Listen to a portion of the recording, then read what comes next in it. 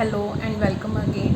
सो last time आप start किया सी unit 6 optics chapter 1 reflection of light. उस जो आप टॉपिक कवर किए सी वो सी definition of reflection of light, laws of reflection and types of reflection, diffused and regular reflection.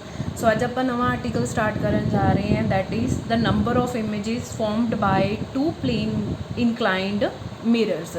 की मतलब होया इसका कि अगर अपने को दो मिरर्स हैं, ठीक है, दोनों के विच कोई एंगल है, एंगल उन्होंने दे विच बन रहा, उन्होंने किसी एंगल के उपर आप रखा हुआ है तो उन्होंने दे विच कोई ऑब्जैक्ट आप प्लेस किया है तो ऑब्जैक्ट दियाँ कितनियाँ इमेजिज बननगियाँ, ठीक है, क्योंकि ये दोनों मिरर इनक्लाइंड है, किसी एंगल के उपर सैट है तो ये मल्टीपल रिफ्लैक्शनस होणगियाँ, जिस करके इमेजिज भी है वो भी की बननगियाँ, मल्टीपल इमेजिज बननगियाँ।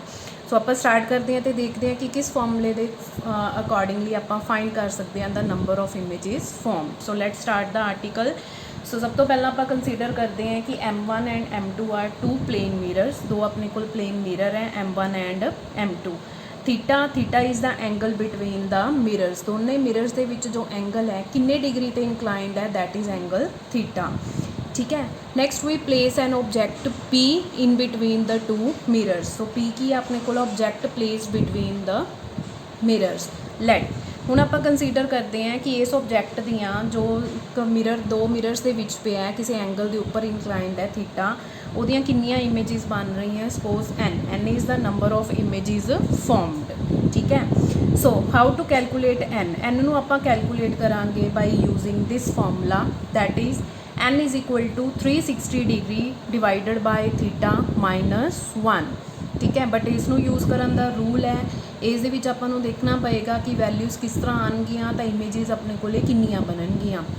फॉर एग्जांपल अगर n की वैल्यू इन्नी होएगी, that is 360 divided by theta minus 1 if 360 by theta is N even integer. Suppose कर लो तो कोई भी एंगल दिता है, तुसीं इत्थे फिल करते हो एंगल फिल करन तो बाद जो 360 बाय एंगल की उसकी वैल्यू आती है कट के, वो एक ईवन इंटीजर आ रही है, तो जिन्ना भी वो इंटीजर आएगा वो आप एक 1 की कर देंगे माइनस कर देंगे, तो वो अपने को आएगा नंबर ऑफ इमेजिज फॉर्मड। आप नैक्सट न्यूमेरिकल करांगे, बट पहला आप फॉर्मूला देख ली, ठीक है। Second again n is equal to 360 by theta minus 1। देखो फॉर्मूला की है सेम आ गया, बट कंडीशन की होएगी अलग होएगी। If 360 by theta is odd, हुण जो अपने को नंबर आएगा 360 बाय थीटा नूं कैलकुलेट करके, दैट शुड बी की होना चाहिए, वो ऑड होना चाहिए। इस दे नाल एक कंडीशन होर भी है, and the object lies at perpendicular bisector of the angle theta. हुण इसका मतलब की होया कि जो ऑब्जैक्ट है, अगर 360 बाय थीटा अपने को ऑड आ रहे हैं एंड जो ऑब्जैक्ट है वो इस थीटा एंगल के परपेंडिकुलर बाइसैक्टर के उपर पे है, बिल्कुल इस दे सेंटर के विच पे है, ठीक है। परपेंडिकुलर बाइसैक्टर जो इसको सेंटर के विचों बाइसैक्ट कर रहे हैं, तो अपने को फॉर्मूला की यूज़ करांगे 360 बाय थीटा माइनस 1। तो इस चीज़ के विच ध्यान रखने वाली गल ये है कि 360 बाय थीटा माइनस 1 ईवन ਲਈ भी है, 360 बाय थीटा माइनस 1 ऑड ਲਈ भी है, बट ऑड के नाल कंडीशन मैं दस चुकी हैं कि जो अपने को ऑब्जैक्ट है वो थीटा के परपेंडिकुलर बाइसैक्टर वाली लाइन के उपर पिया होना चाहिए, ओके। एंड लास्ट फॉर्मूला है n is equal to 360 by theta only, 360 by theta if 360 by theta is an odd integer. हुण देखो लास्ट वाले फॉर्मूले सी कि 360 बाय थीटा माइनस 1, उस भी 360 बाय थीटा ऑड इंटीजर होना चाहिए सी, इस दे विच भी, बट उस दे नाल एक कंडीशन होर सी, इस दे विच सिर्फ ये है कि अगर 360 बाय थीटा की वैल्यू तुहाडे कोल एक ऑड इंटीजर आ रही है तो अपने को नंबर ऑफ इमेजिज उन्नियां ही बननगियां, ठीक है। सो इस दे नाल दा एक आपां न्यूमेरिकल करते हैं ताकि तुहानूं क्लीयर हो जाए कि किस तरह इमेजिज फॉर्म होणगियां। So let's do an example. If theta is equal to 60 degree means जो मिरर के विच एंगल बन रहा है, जो जिन्ने एंगल के उपर मिरर इंक्लाइंड है वो एंगल कितना है 60 डिग्री। सो कितनियां नंबर ऑफ इमेजिज बननगियां, उस दे लई आपां सब तो पहला कैलकुलेट करते हैं 360 डिवाइडेड बाय 60 डिग्री, ठीक है। That is 360 divided by theta, you can say 360 divided bye 60। सो ये अपने को आंसर कितना आ जाएगा 6। सो 6 की अपने को एक ईवन नंबर है। सो ईवन नंबर का अपने को एक फॉर्मूला ही है, that is n is equal to 360 divided by theta minus 1। ठीक है, तो 360 बाय थीटा की वैल्यू अपने को कितनी आ गई 60 minus 1 is equal to 6 minus 1 is equal to 5। So अपने को अगर दो मिरर्स के विच एंगल कितना बन रहा है 60 डिग्री, तो नंबर ऑफ इमेजिज कितनियाँ बननगियां उत्थे 5। ठीक है। सिमिलरली सैकेंड एग्जाम्पल है, if theta between the to mirror is 40 degree, अगर दोनों के विच एंगल कितना बन रहा है 40 degree, again we will calculate firstly 360 divided by theta, that is 360 by 40 कितना आ जाएगा अपने को 9। सो 9 देखो हम अपने को की नंबर आ गए एक ऑड, तो ऑड के अपने को दो फॉर्मूले सी तुहानूं याद होएगा, बट इत्थे आपां नूं उन्होंने कुछ पोजीशन नहीं दसी हुई ऑब्जैक्ट की, जस्ट अपने को की है एक एंगल है, एंगल पता है आपां नूं। सो आपां किहड़ा फॉर्मूला यूज़ करांगे, n is equal to 360 divided by theta. So अपने को कितना आ जाएगा 360 divided by 40 is equal to 9। So the number of images कितनियाँ बननगियां इस, अगर अपने को थीटा एंगल है जो मिरर्स के विच 40 डिग्री है, then number of images will be formed 9। So next topic है अपने को image formed by a plane mirror. So plane mirror की बेस्ट एग्जाम्पल है कि जो आप डेली एक मिरर देखते हैं अपना, ठीक है, वो अपने को केड़ा होंदा है प्लेन मिरर। प्लेन मिरर की होंदा है अपने को जिस तरह आप डेली रूटीन के विच यूज़ करते हैं। सो आप देखने हैं कि जो इमेज आप देखते हैं, जो आप अपनी इमेज देखते हैं वो किस तरह बनती है, ठीक है, तो उसकी करैक्टरिस्टिक्स की होंगियां। सो सब तो पहला आप डायग्राम समझ लेने हैं। सपोज एक्स वाई अपने कोल की एक प्लेन मिरर है तो वो की होएगा बैक साइड तो पॉलिश्ड होएगा। सो जो ये वाले एरोज़ है ये शो कर रहे हैं कि जो मिरर है वो बैक साइड तो की है पॉलिश्ड है। Let's consider an object O is placed in front of the mirror. ठीक है, आप एक ऑब्जैक्ट रखता वो जोड़ा मिरर के सामने बिल्कुल पे है, तो हम आप देखते हैं कि किस तरह रेज जाएगियाँ, किस तरह रिफ्लैक्ट होके आएगियाँ तो आपको अपनी इमेज दिखाई देगी। सब तो पहले अपने को इंसीडेंट रे है वो है नॉर्मल स्ट्राइक कर रही है अपने को, तो according to laws of reflection है, अगर इंसीडेंट एंगल जिन्ना होएगा उन्ना ही रिफ्लैक्टेड एंगल होएगा। इत्थे इंसीडेंट एंगल कितना होएगा 0 डिग्री, अगर वो 0 ते आ रही है तो 0 ती की चली जाएगी वापस।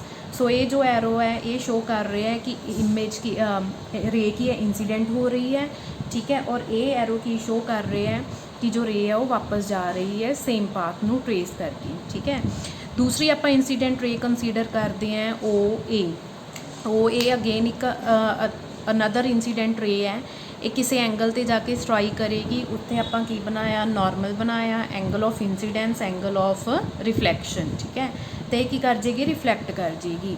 ये जो एरो है एरो बनाने बहुत ज़्यादा इंपॉर्टेंट होंगे हैं, क्योंकि ये शो करते हैं कि रे किस साइड तो आ रही है और बेंड होके किस साइड नू जा रही है।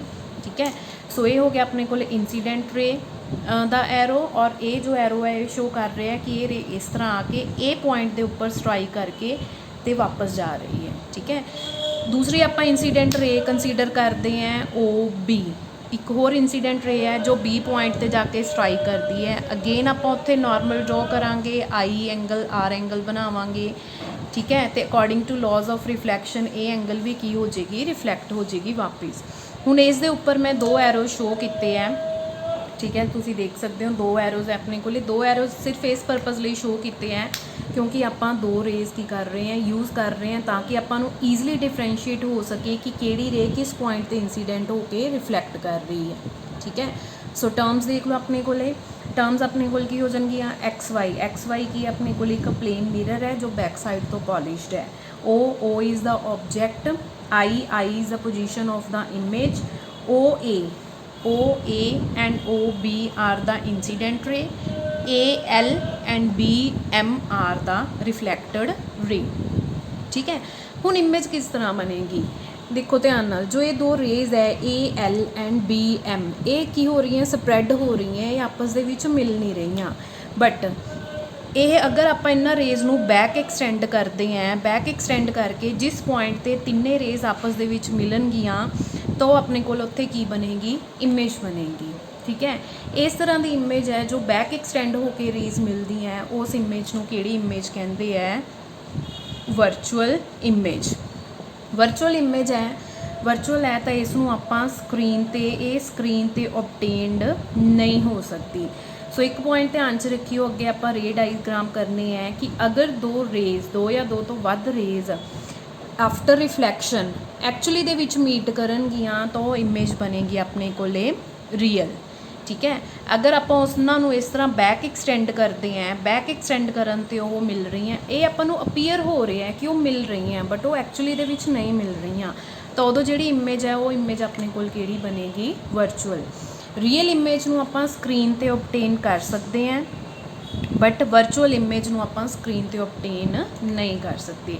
ਇੱਕ ਚੀਜ਼ ਦਾ ਹੋਰ ਧਿਆਨ ਰੱਖਣਾ ਹੈ, ਕਿਉਂਕਿ ਆਪਾਂ ਰੇ ਆਪਟਿਕਸ ਕਰ ਰਹੇ ਹਾਂ, ਰੇ ਆਪਟਿਕਸ ਦੇ ਵਿੱਚ ਆਪਾਂ ਕੀਤਾ ਸੀ ਸਟਾਰਟਿੰਗ ਦੇ ਵਿੱਚ ਜਦੋਂ ਇਹਨਾਂ ਦੀ ਡਿਫਰੈਂਸ਼ੀਏਸ਼ਨ ਕੀਤੀ ਸੀ ਕਿ ਰੇ ਅਤੇ ਵੇਵ ਦੇ ਵਿੱਚ ਕੀ ਫ਼ਰਕ ਹੁੰਦਾ ਹੈ, ਕਿ ਜੋ ਰੇ ਆਫ ਲਾਈਟ ਹੈ ਉਹਨੂੰ ਬਿਲਕੁਲ ਸਟ੍ਰੇਟ ਲਾਈਨ ਦੇ ਨਾਲ ਆਪਾਂ ਕੀ ਕਰਨਾ ਹੈ, ਰਿਪਰਜੈਂਟ ਕਰਨਾ ਹੈ। ਸੋ ਜਦੋਂ ਤੁਸੀਂ ਬੈਕ ਐਕਸਟੈਂਡ ਕਰੋਗੇ ਉਦੋਂ ਵੀ ਇਹ ਜੋ ਲਾਈਨਸ ਹੈ ਬਿਲਕੁਲ ਸਟ੍ਰੇਟ ਹੋਣੀਆਂ ਚਾਹੀਦੀਆਂ, ਇਹਨਾਂ ਦੇ ਵਿੱਚ ਕੋਈ ਵੀ ਕਰਵ ਨਹੀਂ ਹੋਣਾ ਚਾਹੀਦਾ। ਸੋ ਇਹ ਸੀ ਆਪਣੇ ਕੋਲ ਇਹਦਾ ਇਮੇਜ ਫਾਰਮਡ ਬਾਈ ਅ ਪਲੇਨ ਮਿਰਰ, ਕਿ ਅਗਰ ਪਲੇਨ ਮਿਰਰ ਦੇ ਅੱਗੇ ਕੋਈ ਵੀ ਓਬਜੈਕਟ ਪਿਆ ਹੈ ਤਾਂ ਉਸ ਦੀ ਇਮੇਜ ਕਿਸ ਤਰ੍ਹਾਂ ਬਣਦੀ ਹੈ। ਧਿਆਨ ਦਿਓ ਇੱਕ ਹੋਰ ਪੁਆਇੰਟ, ਕਿ ਜੋ ਇਮੇਜ ਹੈ ਉਹ ਮਿਰਰ ਦੇ ਕੀ ਬਣ ਰਹੀ ਹੈ, ਪਿੱਛੇ ਬਣ ਰਹੀ ਹੈ, ਇਸ ਲਈ ਵੀ ਆਪਾਂ ਇਸ ਨੂੰ ਕਿਹੜੀ ਇਮੇਜ ਕਵਾਂਗੇ, ਵਰਚੁਅਲ ਇਮੇਜ। ਅਤੇ ਵਰਚੁਅਲ ਇਮੇਜ ਕਦੇ ਵੀ ਸਕਰੀਨ 'ਤੇ ਓਬਟੇਨਡ ਨਹੀਂ ਹੁੰਦੀ। ਠੀਕ ਹੈ, ਸੋ ਹੁਣ ਆਪਾਂ ਨੈਕਸਟ ਕਰਾਂਗੇ ਕਿ ਜੋ ਇਹ ਇਮੇਜ ਬਣ ਰਹੀ ਹੈ ਉਸ ਦੀਆਂ ਕੀ ਕਰੈਕਟਰਿਸਟਿਕਸ ਹੈ, ਜੋ ਸਭ ਤੋਂ ਇੰਪੋਰਟੈਂਟ ਟੌਪਿਕ ਹੈ। So let start. So next is the characteristic of the image formed by plane mirror, ਕਿ ਜੋ ਆਪਾਂ ਹੁਣੇ ਦੇਖਿਆ ਹੈ ਕਿ ਮਿਰਰ ਨੇ ਇਮੇਜ ਬਣਾਈ ਹੈ ਉਸ ਦੀਆਂ ਕੀ ਕਰੈਕਟਰਿਸਟਿਕਸ ਹੁੰਦੀਆਂ। The very first one is the image formed is virtual in nature. ਜਿਵੇਂ ਕਿ ਮੈਂ ਤੁਹਾਨੂੰ ਪਹਿਲਾਂ ਹੀ ਦੱਸ ਚੁੱਕੀ ਹਾਂ ਕਿ ਵਰਚੁਅਲ ਦਾ ਮੀਨਿੰਗ ਕੀ ਹੁੰਦਾ ਹੈ, ਕਿ ਜਦੋਂ ਦੋ ਰੇਜ਼ ਆਫਟਰ ਰਿਫਲੈਕਸ਼ਨ ਰੀਅਲੀ ਉਹ ਇੱਕ ਦੂਸਰੇ ਨੂੰ ਇੰਟਰਸੈਕਟ ਨਹੀਂ ਕਰਦੀਆਂ, ਆਪਾਂ ਨੂੰ ਜਸਟ ਅਪੀਅਰ ਹੁੰਦਾ ਹੈ ਕਿ ਉਹ ਚੀਜ਼ ਹੋ ਰਹੀ ਹੈ, ਤਾਂ ਉਹ ਆਪਣੇ ਕੋਲ ਇਮੇਜ ਕਿਹੜੀ ਬਣਦੀ ਹੈ ਉੱਥੇ, ਵਰਚੁਅਲ। ਵਰਚੁਅਲ ਇਮੇਜ ਨੂੰ ਆਪਾਂ ਸਕਰੀਨ 'ਤੇ ਓਬਟੇਨ ਨਹੀਂ ਕਰ ਸਕਦੇ। ਠੀਕ ਹੈ, second point, image is erect in nature. Erect ਦਾ ਮਤਲਬ ਹੁੰਦਾ ਹੈ ਸਿੱਧੀ, ਕਿ ਜਿਵੇਂ ਹੁਣ ਆਪਾਂ ਦੇਖਦੇ ਹਾਂ ਆਪਣੀ ਇਮੇਜ ਦੇਖਦੇ ਹਾਂ ਕਿ ਉਹ ਸਿੱਧੀ ਬਣਦੀ ਹੈ। ਮੀਨਸ ਅਗਰ ਆਪਣਾ ਸਿਰ ਉੱਪਰ ਹੈ ਤਾਂ ਆਪਾਂ ਨੂੰ ਆਪਣਾ ਸਿਰ ਉੱਪਰ ਹੀ ਦਿਖਦਾ ਹੈ, ਪੈਰ ਨੀਚੇ ਹੈ ਤਾਂ ਨੀਚੇ ਹੀ ਦਿਖਦੇ ਆ, ਉਸ ਦਾ ਮਤਲਬ ਹੋ ਗਿਆ ਇਰੈਕਟ। ਬਹੁਤ ਵਾਰੀ ਇਹ ਹੁੰਦਾ ਹੈ ਕਿ ਸਟੂਡੈਂਟਸ ਨੂੰ ਇਹਨਾਂ ਵਰਡਸ ਦਾ ਮੀਨਿੰਗ ਨਹੀਂ ਪਤਾ ਚੱਲਦਾ ਐਗਜ਼ੈਕਟਲੀ ਹੁੰਦਾ ਕੀ ਹੈ। ਸੋ ਇਰੈਕਟ ਦਾ ਮਤਲਬ ਹੁੰਦਾ ਹੈ ਸਿੱਧੀ ਇਮੇਜ ਬਣਦੀ ਹੈ ਆਪਣੇ ਕੋਲੇ, ਜੋ ਅਗਰ ਹੈੱਡ ਉੱਪਰ ਹੈ ਤਾਂ ਆਪਾਂ ਨੂੰ ਹੈੱਡ ਉੱਪਰ ਹੀ ਦਿਖਾਈ ਦੇਗਾ। Third, image is laterally inverted. This is the most important characteristic of the image formed by plane mirror. Laterally inverted ਦਾ ਮਤਲਬ ਕੀ ਹੁੰਦਾ ਹੈ, ਕਿ ਜੋ ਆਪਾਂ ਨੂੰ ਆਪਣੀ ਲੈਫਟ ਹੈਂਡ ਸਾਈਡ ਹੈ ਉਹ ਕੀ ਅਪੀਅਰ ਹੋਊਗੀ, right hand side, and right hand side Ki appear ਹੋਏਗੀ ਆਪਾਂ ਨੂੰ, ਲੈਫਟ ਹੈਂਡ ਸਾਈਡ। ਇਹ ਆਪਾਂ ਦੇਖਦੇ ਹੀ ਹਾਂ ਮਿਰਰ ਦੇ ਵਿੱਚ, ਜਦੋਂ ਆਪਾਂ ਇਮੇਜ ਦੇਖਦੇ ਹਾਂ ਕਿ ਜੋ ਲੈਫਟ ਸਾਈਡ ਹੈ ਉਹ ਰਾਈਟ ਅਪੀਅਰ ਹੁੰਦੀ ਹੈ, ਸੋ ਰਾਈਟ ਹੈ ਉਹ ਲੈਫਟ ਅਪੀਅਰ ਹੁੰਦੀ ਹੈ।